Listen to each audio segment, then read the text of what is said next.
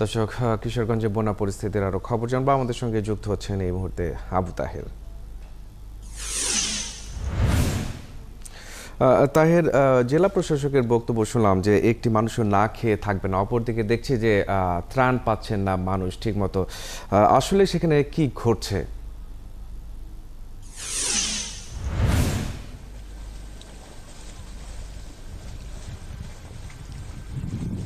জি মাহাদি, আমি আপনাকে বলে রাখতে চাই যে গত শুক্রবার থেকে কিন্তু কিশোরগঞ্জে আকস্মিক বন্যার পানি বৃদ্ধি পেয়েছে এবং এতে কিশোরগঞ্জের 13টি উপজেলার মাঝে 10টি উপজেলায় কিন্তু প্লাবিত হয়েছে এবং এখন পর্যন্ত 64টি জেলার প্রায় লক্ষাধিক মানুষ কিন্তু পানিবন্দী হয়ে আছে।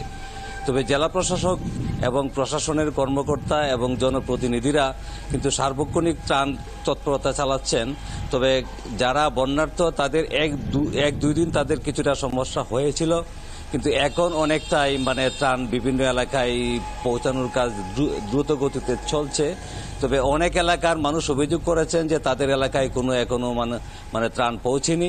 তবে জেলা প্রশাসক জানিয়েছেন যে সমস্ত এলাকায় এখনো ত্রাণ পৌঁছেনি দ্রুত ওই সমস্ত এলাকায় ত্রাণ বিতরণ কার্যক্রম জোরদার করা হবে বলে জানিয়েছেন। আর আরেকটি কথা আমি বলে রাখতে চাই যে গত 2 দিন ধরে কিন্তু কিশোরগঞ্জে বন্যার পানি কিছুটা কমে আসছে। ইটনায় 2 সেন্টিমিটার পানি কমেছে বলে পানি উন্নয়ন বোর্ড জানিয়েছে। তবে কালনী এবং কুশিয়ারা নদীর পানি কিন্তু বিপদসীমার উপর দিয়ে প্রবাহিত হচ্ছে। এখন পর্যন্ত জেলা প্রশাসনের পক্ষ থেকে যেটুকু জানানো হয়েছে যে কিশোরগঞ্জের 10টি উপজেলার মাঝে বিশেষ করে ইটনা, মিঠামন, অষ্টগ্রাম, করিমগঞ্জ এবং তাড়াইল ওই 5টি উপজেলার বেশি মানুষ ক্ষতিগ্রস্ত হয়েছে এবং ওই সমস্ত মানুষের মাঝে 2400 শুকনো কাপড়ের প্যাকেট, প্রায় 9,30,000 টাকা এবং এই আরও ধরেন আপনার 170 মেট্রিক টন চাল কিন্তু বরাদ্দ দেওয়া হয়েছে এবং ত্রাণ কার্যক্রম দ্রুত গতিতে চলছে বলে আমাদেরকে জানিয়েছেন। শুরুর দিকে কিছুটা সমন্বয়হীনতা থাকলেও বর্তমানে সেখানে প্রশাসন এই বন্যার্তদের সহায়তায় সব ধরনের পদক্ষেপই নিয়ে যাচ্ছে। আপনি সঙ্গে থাকবেন। দর্শক, ইতিমধ্যে যুক্ত হয়েছেন আরেক সহকর্মী বিজয় চক্রবর্তী, তিনি নীলফামারীর খবর জানাবেন।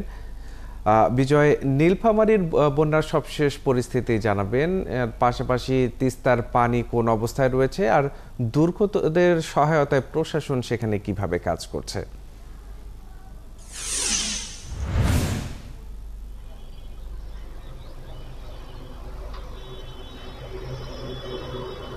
মাহাদি, প্রথমে জানিয়ে রাখি যে আজকে নীলফামারীর ডালিয়া পয়েন্টে তিস্তা নদীর পানি একেবারে কমে বিপদসীমার 45 সেন্টিমিটার নিচ দিয়ে প্রবাহিত হচ্ছে।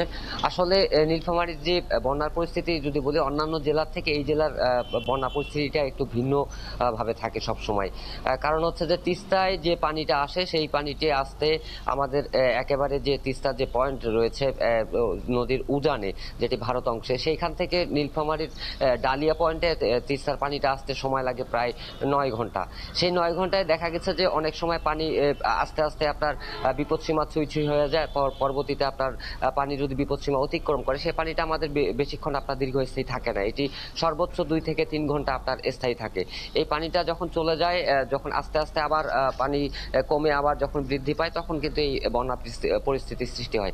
এর মধ্যে আমরা গত 12 জুন থেকে এখন গতকালকে পর্যন্ত আপনার 4 দফায় আমাদের এই অঞ্চলে আপনার তিস্তার পানি আপনার নদীর বিপদসীমা ছাড়িয়েছিল। সর্বশেষ যেটি আমাদের 21শে জুন, যেটি আমাদের 31 সেন্টিমিটার সর্বোচ্চ এই চলতি বন্যা মৌসুমে আপনার সর্বোচ্চ নদীর পানি আপনার বিপদসীমার উপর দিয়ে প্রবাহিত হয়েছিল।